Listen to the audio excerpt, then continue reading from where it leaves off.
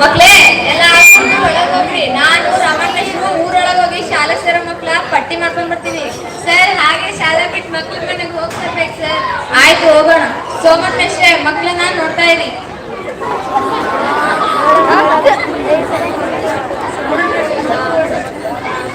ಲೇ ಪುನೀತ, ಹೊಲಕ್ಕೆ ಬುತ್ತಿ ಒಯ್ಯು. ಅಪ್ಪ ನಾನು ಶಾಲೆಗೆ ಹೋಗ್ಬೇಕಪ್ಪ, ರಾಮಣ್ಣ ಮಾಸ್ಟ್ರು ಬೈತಾರೆ.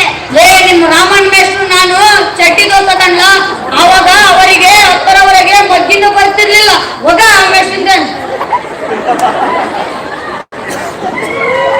ಲೇ ಅಮ್ಮ, ಮಕ್ಕಳು ಮುಂದೆ ಮೇಷ್ಟ್ರು ಬೈತೀಯೇನೋ? ಮಕ್ಕಳು ಮೇಷ್ಟ್ರಂದ್ರೆ ಭಯ ಭಕ್ತಿ ಏನ್ ಬರುತ್ತೋ? ನೀನ್ ಹೋಗಪ್ಪ ಶಾಲೆಗೆ. ಈ ಮುದುಕಿ ಎಲ್ಲಿಂದ ಬಂದ್ಲು? ಈಗ ನಾನೇ ಹೊಲಕ್ಕೆ ಹೋಗ್ಬೇಕು. ನನಗೆ ಬೇರೆ ಕೆಲಸ ಎಲ್ಲ ಮಾಡಿದ್ಲು.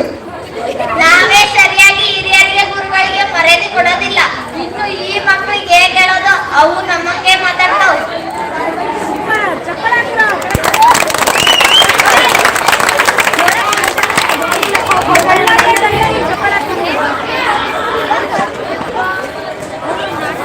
ನಮಸ್ಕಾರ ಮೇಷ್ಟ್ರೆ.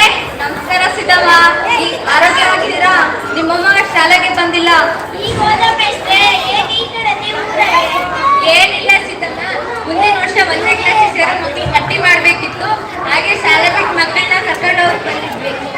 ಮಕ್ಕಳಂತವರಿಗೆ ಮಕ್ಕಳ ಬಗ್ಗೆ ಕಾಳಜಿ ಇರ್ಬೇಕು. ಆಯ್ತು, ನಿಮ್ಮ ಕಾಯಕ ನೀವು ಮಾಡಿ. ನಾನ್ ಸ್ವಲ್ಪ ನಾಡ ಕಚೇರಿಗೆ ಹೋಗ್ಬೇಕು. ಬರ್ತೀನಿ ಮೇಷ್ಟ್ರೆ.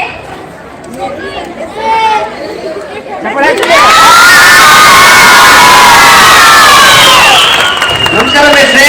ನಮಸ್ಕಾರ ಭೀಮಣ್ಣ. ನಿಮ್ಮ ಮಗಳು ಶಾಲೆಗೆ ಬಂದಿಲ್ಲ. ನಮ್ಮ ಮನೆಗೆ ಹುಷಾರಿಲ್ಲ ಮೇಷ್ಟ್ರೆ. ನಾಳೆಯಿಂದ ಶಾಲೆ ಕಳ್ಕೊಡ್ತೀನಿ ಮೇಷ್ಟ್ರೆ. ನಿಮ್ಮ ಮಕ್ಕಳಿಗೆ 6 ವರ್ಷ ಬರಬೇಕು. ಜೂನ್ನಿಂದ ಶಾಲೆ ಕಳಿಸು. ನೋಡೋಣ ಮೇಷ್ಟ್ರೆ. ನಿಮ್ಮನೆ ಕಡೆ ಹೊರಟಿದ್ವಿ. ಹೌದಾ ಮೇಷ್ಟ್ರೆ? ಬನ್ನಿ ಹೋಗೋಣ.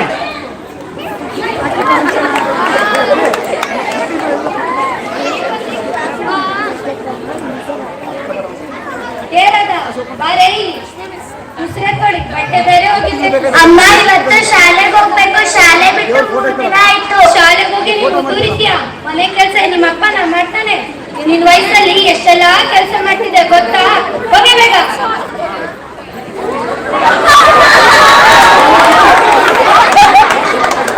ಅಮ್ಮ ಅಮ್ಮ, ಬಂದ್ಯಾ ನನ್ ತಂದ ತಿನ್ನಕ್ಕೆ ಏನಾದ್ರು ಕೊಟ್ಟ?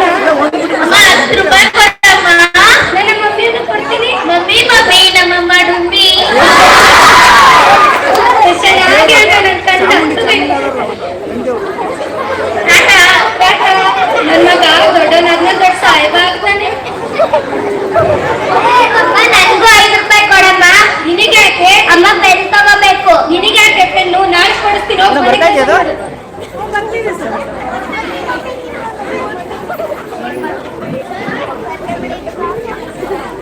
ನಮಸ್ಕಾರ ಮಿಶ್ರೆ.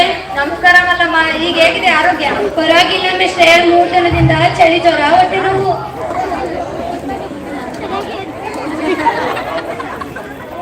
ನಿನ್ ಮಕ್ಳಿಗೆ 6 ವರ್ಷ ವಯಸ್ಸಾಗಿದೆ. ಈ ವರ್ಷ ಜೂನ್ಗೆ ಶಾಲೆಗೆ ಸೇರಿಸ್ಬೇಕು.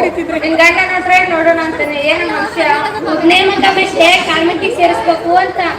ನೋಡಮ್ಮ, ನಿಮ್ ಮಗಳು ಬಹಳ ಜಾಣ ಇದ್ದಾಳೆ. ನಮ್ಮ ಶಾಲೆಯಲ್ಲಿ ಯಾವ ಕೊಡ್ತಾನೆ ಇಲ್ಲ. ಕನ್ನಡ ಮೀಡಿಯಂ ಜೊತೆಗೆ ಇಂಗ್ಲಿಷ್ ಮೀಡಿಯಂ ಕೂಡ ಇದೆ. ಯೂನಿಫಾರ್ಮ್, ಪುಸ್ತಕ, ಬಾಳೆಹಣ್ಣು, ಮೊಟ್ಟೆ, ಒಳ್ಳೆ ಅನುಭವದಿಂದ ಶಿಕ್ಷಕರಿಂದ ಪಾಠ ಇವೆಲ್ಲ ಸೌಲಭ್ಯ ಇದಾವೆ. ಮಿಶ್ರೆ, ನೀವಾದ್ರೂ ಹೇಳ್ರಿ.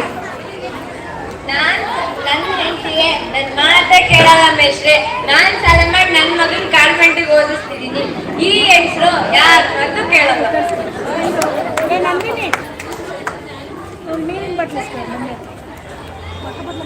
ನೋಡ್ರಿ ಮಣ್ಣ, ನೀನು ಆರ್ಥಿಕವಾಗಿ ಅಷ್ಟು ಸ್ಥಿತಿವಂತನೂ ಅಲ್ಲ. ಕಾನ್ವೆಂಟಿಗೆ ಕಳಿಸ್ತೀಯಾ? ನೀನೇ ಯೋಚನೆ ಮಾಡು. ನಾವಿನ್ ಬರ್ತೀವಿ. ನಮಸ್ಕಾರ. ಆಯ್ತು ಮೇಷ್ಟ್ರೆ.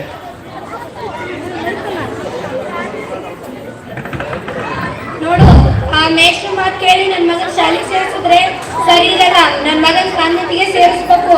ಇಲ್ಲಾಂದ್ರೆ ನನ್ ಗಂಡ ವರದಕ್ಷಿಣೆ ಕಿರುಕೊಳಕ್ ಬರ್ತಾನಂತ ಪೊಲೀಸರಿಗೆ ಕಂಪ್ಲೇಂಟ್ ಮಾಡ್ತೀನಿ. ನೀನು ನಿನ್ಗೆ ಯಾವಾಗ ಬುದ್ಧಿ ಬರುತ್ತೋ ಏನೋ. ನಮ್ಮವ್ವ ಅವಾಗೇ ಹೇಳಿದ್ದು, ಯಾರ್ ನಮ್ಮ ಮದುವೆ ಆದ್ರೂ ಈ ಹೊಲ ಮನೆ ಕೆಲಸದವ್ರು ಮಾತ್ರ ಮದುವೆ ಬರುತ್ತ. ಆದ್ರೆ ನಮ್ಮ ಅಪ್ಪ 4 ಎಕರೆ ಅಡಿಕೆ ತೋಟ ಐತಿ, ಸುಖ ಬೆಳ್ಕೊಂತ ಮದುವೆ ಮಾಡ್ತಾರೆ. ಏನೇ ಕರೆ ಮಾಡಿದೀನಿ, ಬೋರ್ ಫೇಲ್ ಆಗಿ ಹೊಲ ಎಲ್ಲ ಹಾಳಾಯ್ತು. 4 ಎಕರೆ ಹೊಲದಾಗ 3 ಎಕರೆ ಹೊಲ ಮಾರಿ ನಾಚೆ ತೀರ್ಸಿದೀನಿ. ಇನ್ನೇನೋ ಮಾಡ್ಬೇಕಾಗಿತ್ತು ನಿನಗೆ. ಯಾರು ಮಾಡಿರೋ ಮಾಡ್ಬಿಟ್ಟಿಯ ಮತ್ತೆ? ಅಯ್ಯೋ ಚೆನ್ನಾಗಿರೋ ಮನೆ ಕೇಳಿಸಿ ಬಿಲ್ಡಿಂಗ್ ಕಟ್ಟೋವರೆಗೂ ಬಿಡ್ಲಿಲ್ಲ. ಟಿವಿ, ವಾಷಿಂಗ್ ಮಿಷಿನ್, ಫ್ರಿಡ್ಜ್, ಬಂಗಾರದ ಹಾರ, ನಾಲ್ಕು ಜೊತೆ ಬಳೆ ಇವೆಲ್ಲ ನಿಮ್ಮಪ್ಪ ಮಾಡಿಸಿರೋಣ. ಮನೆ ಮದುವೆಗೆ ನೀನು ತಾನೆ, ನಮ್ಮಪ್ಪ ಯಾಕೆ ಮಾಡಿಸ್ತಾನೆ? ಇಂಥ ಸಂದಕ್ಕೆ ಮದುವೆ ಯಾಕೋ? ಅಯ್ಯೋ ಮದುವೆ ಆದ್ರೆ ಕಷ್ಟ ಅಂತ ಗೊತ್ತಿದ್ರೆ ಮದುವೆನೇ ಆಗ್ತಿರ್ಲಿಲ್ಲ ಕಣೆ. ನಿಮ್ಮಂತ ಸನ್ಯಾಸಿ ಸ್ವಾಮಿಗಳಾಗಿರೋದಕ್ಕೆ ದಿನಕ್ಕೊಂದು ಸನ್ಯಾಸಿ ಕರ್ಮ ಕಾಂಡ. ಟಿವಿ ನೈನ್ಗೆ ಜನ ನೋಡ್ತಿರ್ತಾರೆ, ಇದೆಲ್ಲ ಪುರಾಣ ಬೇಡ. ನನ್ ಮಗನ್ ಕಾನ್ವೆಂಟಿಗೆ ಸೇರಿಸ್ತಿಲ್ಲ ಹೇಳು. ಆಯ್ತು, ನನ್ ತಲೆ ಹಾರ ಇಟ್ಟಾದ್ರೂ ಸೇರ್ತೀನಿ. ನೀವ್ ನಡೆಯ ಒಳಗೆ ಮೊದಲು. ಅಪ್ಪ ಇವತ್ತು ಶಾಲೆಗೆ ಹೋಗ್ಬೇಕು, ಪೆನ್ನು ನೋಟ್ಬುಕ್ ಬೇಕಪ್ಪ. ಆಯ್ತಮ್ಮ, ಈಗ ಮಾರ್ಕೆಟ್ಗೆ ಹೋಗ್ಬಿಟ್ಟು ನಿನ್ ಬೇಕಾದ ಎಲ್ಲ ಸಾಮಾನು ತರೋಣ, ಸರಿನಾ?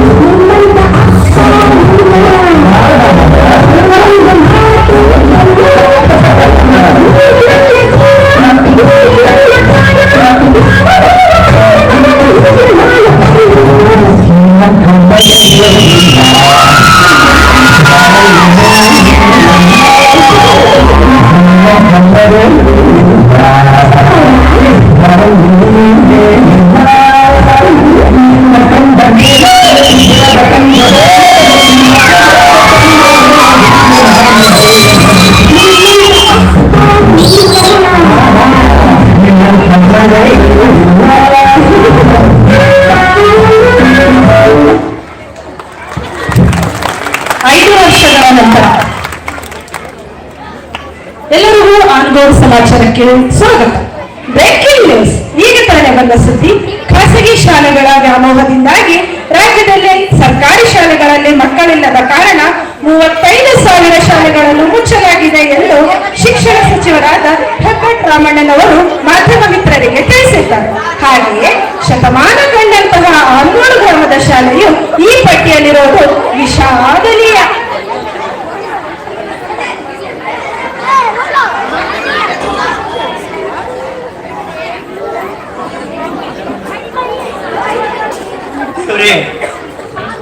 ಈ ವರ್ಷದಲ್ಲಿ ನನ್ನ ಮಗನ್ನ ಕಾನ್ವೆಂಟ್ ಶಾಲೆ ಓದಿಸ್ಲಿಕ್ಕೆ 15 ಲಕ್ಷ ರೂಪಾಯಿ ಖರ್ಚಾಯಿತು. ಈಗ ಬೇರೆ ಸರ್ಕಾರಿ ಶಾಲೆ ಮುಚ್ಚಿದ್ದಾರೆ. ಈಗ ನನ್ನ ಮಗಳನ್ನು ಕಾನ್ವೆಂಟ್ ಶಾಲೆಗೆ ಸೇರಿಸ್ಬೇಕು. ಏನಿಲ್ಲ ಅಂದ್ರು ಇಬ್ರು ಮಕ್ಕಳನ್ನು ಸೇರಿಸ್ಲಿಕ್ಕೆ ಈ ವರ್ಷ ನನಗೆ 2 ಲಕ್ಷ ರೂಪಾಯಿ ದುಡ್ಬೇಕು. ಈ ನನ್ನ ಮಗನ್ನ ಕಾನ್ವೆಂಟ್ ಶಾಲೆ ಕಳಿಸ್ಲಿಕ್ಕೋಸ್ಕರ ಆ 1 ಎಕರೆ ಹೊಲನೂ ಮಾರಿಬಿಟ್ಟೆ. ಈಗ ಏನ್ ಮಾಡ್ಬೇಕಂತ ಗೊತ್ತಾಗ್ತಾ ಇಲ್ಲ. ಹಾಗಾಗಿ ವಿದ್ಯಾಭ್ಯಾಸ ಮಾಡಿಸೋ ನನ್ನಂತ ತಂದೆ ಬದುಕಿರ್ಬಾರ್ದು, ಸಾಯ್ತೀನಿ. ನಾನು ನಿಶಾ ಕುಡಿದು ಈಗಲೇ ಸಾಯ್ತೀನಿ. ಏ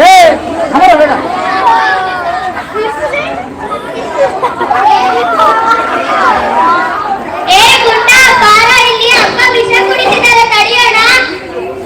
ನಾನ್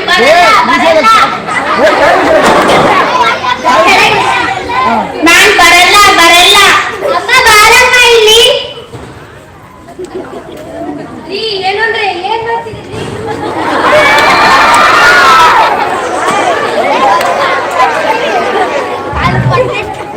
ನನ್ನ ಯಾಕೆ ತಂದ್ರಿ? ವಿದ್ಯಾಭ್ಯಾಸ ಮಾಡ್ತಾ ನನ್ನಂತ ತಂದೆ ಬದುಕಿರ್ಬಾರ್ದು, ನಾನು ಸಾಯ್ತಾ ಇದ್ದೆ. ಅಪ್ಪ ನೀನು ಸಾಯ್ಬಾರ್ದು. ನಾನು ಸ್ಕೂಲಿಗೆ ಹೋಗಲ್ಲ, ನಾನು ನಿನ್ ಜೊತೆ ಕೂಲಿ ಮಾಡಕ್ ಬರ್ತೀನಿ. ತಮ್ಮನ್ನ ಚೆನ್ನಾಗಿ ಓದ್ಸೋಣ.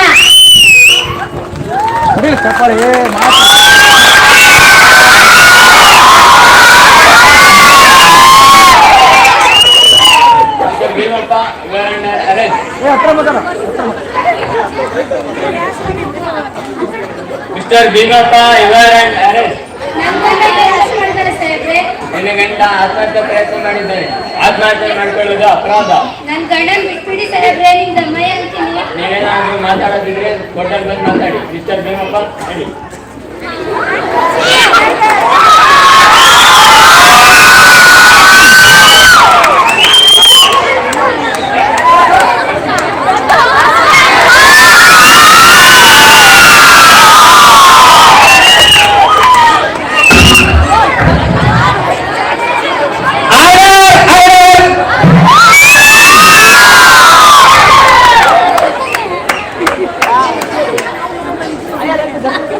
ಏನ್ರಿ ಇದು ಕೇಸ? ಈ ಭೀಮಪ್ಪ ಆತ್ಮಹತ್ಯೆ ಪ್ರಯತ್ನ ಮಾಡಿದ್ದಾನೆ. IPC ಸೆಕ್ಷನ್ 306 ಅಡಿಯಲ್ಲಿ ಈ ಭೀಮಪ್ಪಗೆ ಕಠಿಣ ಶಿಕ್ಷೆ ನೀಡಲೇಬೇಕು. ಹೌದನ್ರಿ ಭೀಮಪ್ಪ, ನೀವು ಆತ್ಮಹತ್ಯೆ ಪ್ರಯತ್ನ ಮಾಡಿದ್ರ? ಮಹಾಸ್ವಾಮಿಗಳೇ ಕ್ಷಮಿಸಿ, ಹೌದು ನಾನು ಪ್ರಯತ್ನ ಮಾಡಿದ್ದೆ ಮಹಾಸ್ವಾಮಿಗಳೇ. ಕಾರಣ ಏನು? ನನಗೆ ಇಬ್ಬರು ಮಕ್ಕಳ ವಿದ್ಯಾಭ್ಯಾಸ ಮಾಡ್ಲಿಕ್ಕೆ ನನ್ನ ಕೈಲಿ ಆಗ್ತಾ ಇಲ್ಲ ಮಹಾಸ್ವಾಮಿಗಳೇ. ನನ್ನ ಮಗಳು ಓದಂತ ಶಾಲೆ ಮುಚ್ಚಿಬಿಟ್ರು. ನಮ್ಮ ಮೇಷ್ಟ್ರನ್ನ ಕೇಳಿದ್ರೆ ನೀವು ಪಕ್ಕದೂರಿಗೆ ಹೋಗಿ ಸೇರಿಸ್ಬೇಕು ಅಂತ ಹೇಳ್ತಿದ್ದಾರೆ. ನಮ್ಮ ಊರಿಂದ ಪಕ್ಕದೂರು 6 ಕಿಲೋಮೀಟರ್ ದೂರ ಇದೆ. ಅಲ್ಲಿ ಯಾವುದೇ ಬಸ್ನ ವ್ಯವಸ್ಥೆನೂ ಇಲ್ಲ. ಹಾಗಾಗಿ ಕಳ್ಸೋದು ಬಹಳ ಕಷ್ಟ ಆಗಿಬಿಟ್ಟಿದೆ. ಇನ್ನು ನನ್ನ ಮಗ ಕಾನ್ವೆಂಟ್ ಶಾಲೆಯಲ್ಲಿ ಓದ್ತಿದ್ದಾನೆ. ಅವನಿಗೆ TC ಕೊಡ್ರಪ್ಪ ನಾನು ಬೇರೆ ಹತ್ರ ಸೇರಿಸ್ತೀನಿ ಅಂತಂದ್ರೆ ಅವ್ರು ಕೇಳಕ್ಕೆ ರೆಡಿ ಇಲ್ಲ. ನಮ್ಮ ಕಾನ್ವೆಂಟು 10ನೇ ತರಗತಿವರೆಗಿದೆ. ಮುಂದಿನ 5ನೇ ತರಗತಿವರೆಗೆ 10ನೇ ತರಗತಿವರೆಗೆ 15 ಲಕ್ಷ ರೂಪಾಯಿ ದುಡ್ಡು ಕಟ್ಟಿ ಅವಾಗ TC ಕೊಡ್ತಿದ್ದಾರೆ ಅಂತ ಹೇಳ್ತಿದ್ದಾರೆ ಮಹಾಪ್ರಭು. ಅದಕ್ಕಾಗಿ ನಾನು ಬದುಕಿರಬಾರ್ದು ಅಂತೇಳಿ ಸಹಾಯಕ್ಕೆ ಪ್ರಯತ್ನ ಮಾಡಿದೆ ಮಹಾಪ್ರಭು. ಇನ್ನೊಬ್ಬರೇ, ಸಾಯೋದೇ ಎಲ್ಲದಕ್ಕೂ ಪರಿಹಾರ ಅಲ್ಲ. ಸಾಯೋದೊಂದೇ ಎಲ್ಲದಕ್ಕೂ ಪರಿಹಾರ ಅಂತ ಹೇಳಿದ್ರೆ ಈ ಪ್ರಪಂಚದಲ್ಲಿ ಯಾರು ಬದುಕ್ತಾ ಇರಲಿಲ್ಲ. ಇನ್ನು ಪೋಷಕರು ಸಹ ಎಚ್ಚೆತ್ತಬೇಕು. ನಾವು ನೀವು ಎಲ್ಲ ಸರ್ಕಾರಿ ಶಾಲೆಯಲ್ಲೇ ತಾನೇ ಓದಿರೋದು. ನಾನಿಲ್ಲಿ ದೊಡ್ಡ ದೊಡ್ಡ ಸಾಹಿತಿಗಳು, IAS ಆಫೀಸರ್ಗಳು, IPS ಆಫೀಸರ್ಗಳು, ದೊಡ್ಡ ದೊಡ್ಡ ರಾಜಕಾರಣಿಗಳು, ಇಂಜಿನಿಯರ್ಗಳು, ಡಾಕ್ಟರ್ಗಳು ಎಲ್ಲರೂ ಸರ್ಕಾರಿ ಶಾಲೆಯಲ್ಲೇ ಓದಿರೋದು. ಇನ್ನು ನಮ್ಮ ಪೋಷಕರು ತಮ್ಮ ಮಕ್ಕಳಿಗೆ ಸರ್ಕಾರಿ ಸವಲತ್ತು ಬೇಕು, ಸರ್ಕಾರಿ ಉದ್ಯೋಗ ಬೇಕು, ಆದ್ರೆ ಸರ್ಕಾರಿ ಶಾಲೆ ಯಾರಿಗೂ ಬೇಡ. ನಮ್ಮ ಹೆಣ್ಮಕ್ಳು ಅದರಲ್ಲಿ ವಿಶೇಷವಾಗಿ ಸರ್ಕಾರಿ ಬಸ್ಸು ಖಾಲಿ ಇದೆ, ಫ್ರೀ ಇದೆ ಅಂತ ಹೋಗ್ತಾರೆ. ಅಮ್ಮ, ಸರ್ಕಾರಿ ಶಾಲೆಯೂ ಫ್ರೀ ಇದೆ, ಮಕ್ಕಳನ್ನ ಸೇರಿಸಿ. ಬರೀ ಅದೊಂದೇ ಫ್ರೀ ಅಲ್ಲ, ಸರ್ಕಾರಿ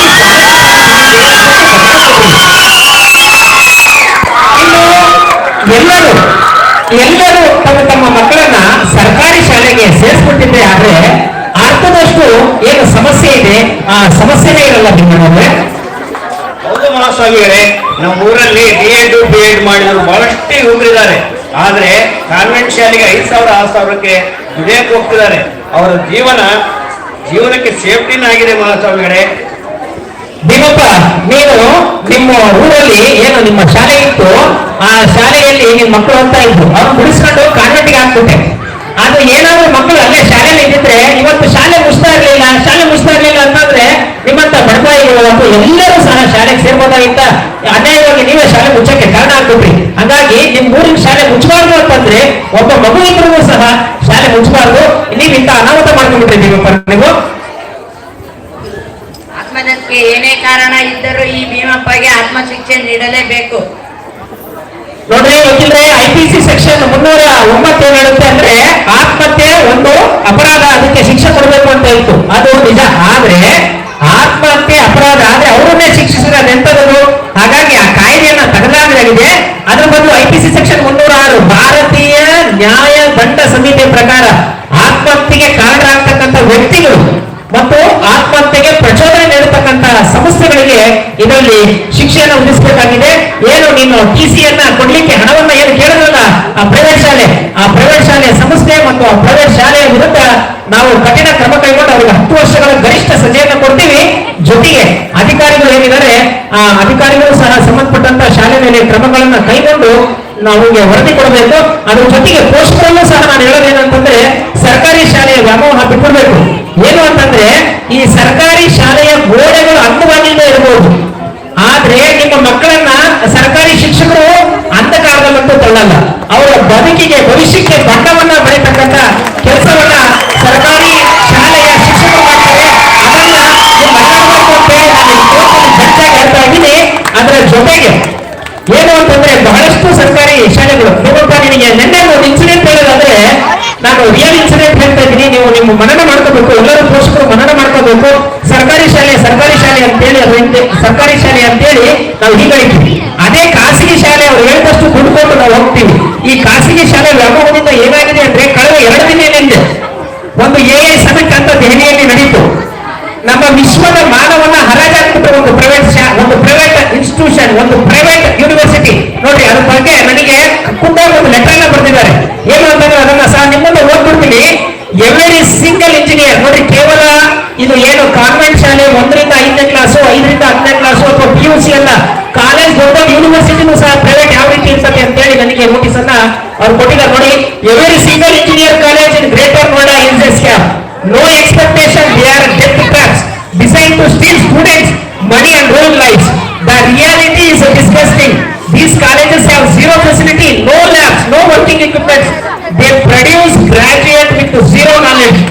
cannot go design thing they teach you nothing ಅಂತ. ಅಂದ್ರೆ ಹೇಳೋದಾದ್ರೆ ಏನಿಲ್ಲ, ಬರೀ ದುಡ್ಡಿನ ಅಪಹಾಪಿಗೆ ಸಾಯಿಸ್ತಿದ್ದಾರೆ, ಒಂದು ಕ್ವಾಲಿಟಿ ಇರಲ್ಲ. ಅಂತ ಕಡೆ ಹೋಗಿ ನಿಮ್ಮ ಮಕ್ಕಳನ್ನ ನೀವು ಸೇರಿಸ್ಬೇಡ್ರಿ. ನಿಮ್ಮಪ್ಪ ಈಗಲಾದ್ರೂ ನೀವು ಇದು ಮಾಡ್ಕೊಳ್ಳಿ. ಒಂದು ಮಗು ಇದ್ರೂ ಸಹ ಶಾಲೆ ಮುಚ್ಚಂಗಿಲ್ಲ. ಸರ್ಕಾರಿ ಏನು ಅಂತಂದ್ರೆ ಸರ್ಕಾರಿ ಶಾಲೆಯ ಮೂಲಭೂತ ಹಕ್ಕು, ಒಬ್ಬ ಹುಡುಗ ಇದ್ರೂ ಸಹ ಅವನ್ನ ಶಾಲೆ ಮುಚ್ಚಂಗಿಲ್ಲ. ಶಾಲೆ ಉಳಿಲೇಬೇಕು. ನಾವು ಹೆಂಗೆ ಜೀವಿಸೋದು ನಮ್ಮ ಹಕ್ಕು, ಜೀವಿಸೋದು ಮಕ್ಕಳಿಗೆ ಹಕ್ಕು, ಹಾಗೆ ಶಿಕ್ಷಣ ಪಡೆಯೋದು ಸಹ ಹಕ್ಕು. ಹಾಗಾಗಿ ನಾನು ಹೇಳ್ತಾ ಇದ್ದೀನಿ, ಒಂದು ಶಾಲೆ ಇದ್ರೂ ಸಹ ಸರ್ಕಾರಿ ಶಾಲೆ ಮುಚ್ಚಂಗಿಲ್ಲ. ನೀನು ಏನು ಅಮಾಯಕ ಇದೆಯಾ, ನೀನು ಗೊತ್ತಿಲ್ಲದೆ ಆತ್ಮಹತ್ಯೆ ಪ್ರಯತ್ನ ಮಾಡ್ಬಿಟ್ಟಿದ್ಯಾ, ಈಗ ನಿನ್ ಮಗನ ಇದೇ ಕರ್ಕೊಂಡೋಗಿ ನಿಮ್ಮೂರಿನ ಸರ್ಕಾರಿ ಶಾಲೆಗೆ ಹಾಕು.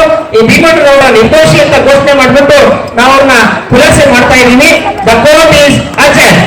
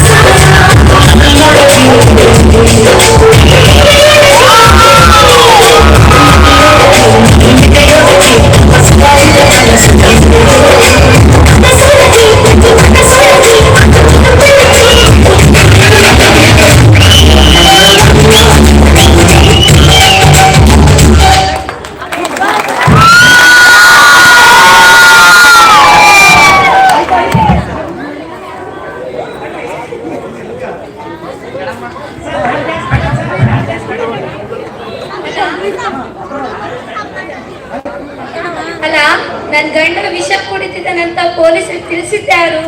ಮಮ್ಮಿ ನಾನೇ ಪೊಲೀಸರಿಗೆ ಕಾಲ್ ಮಾಡಿದ್ದೆ. ನಮ್ಮ ಮ್ಯಾಮ್ ಸ್ಕೂಲಿನಲ್ಲಿ ಹೇಳಿದರು, ನಿಮ್ಮ ಮನೆಯಲ್ಲಿ ಏನಾದರೂ ಗಲಾಟೆ ಆದರೆ 100 ನಂಬರಿಗೆ ಕಾಲ್ ಮಾಡಿ ಅಂತ. ಎಂತ ಕೆಲಸ ಮಾಡಲಿಲ್ಲ.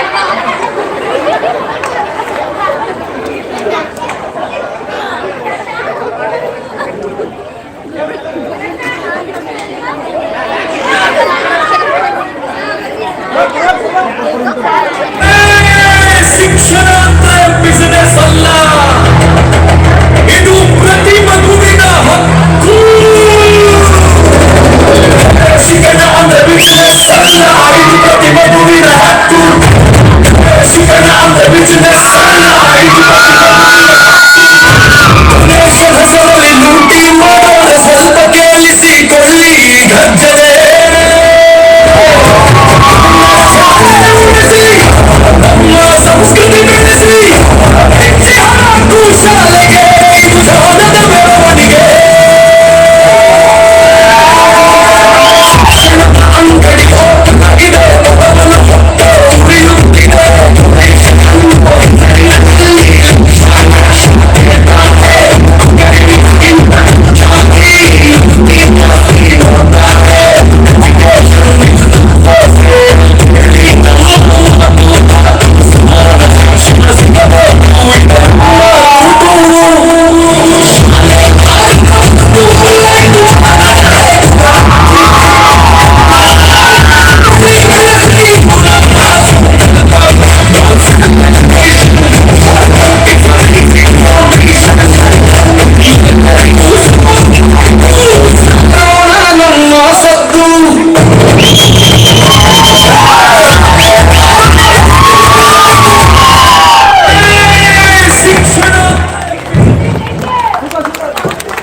ಚೆನ್ನಾಗಿತ್ತ ಡ್ರಾಮಾ?